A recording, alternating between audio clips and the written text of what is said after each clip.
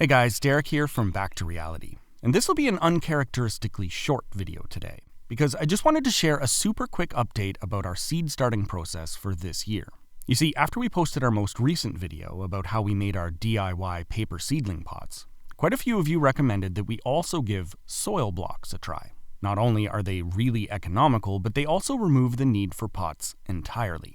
Now, admittedly, this is something that we'd looked into in the past, but have always feared that it would be more finicky and troublesome than we were prepared for. So, like the planting of our first fruit tree, soil blocks remained on our to-do list, but never today's to-do list. However, thanks to so many of your recommendations and words of encouragement, we finally bit the bullet and ordered a soil blocking tool.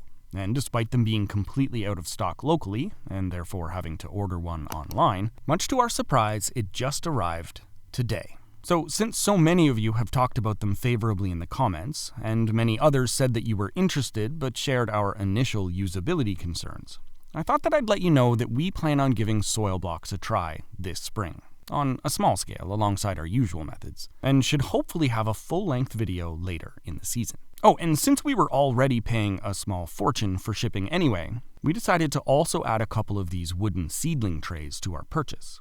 As you may recall, we mentioned at the end of that last video that we were able to get some used trays from our local grocery store for free.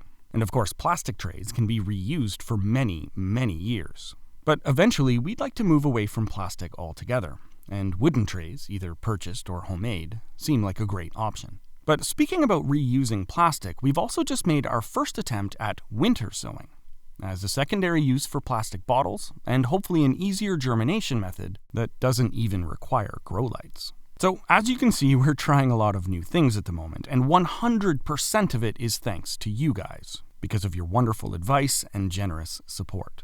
So as always, thanks for being here, thanks for watching, and we'll see you soon.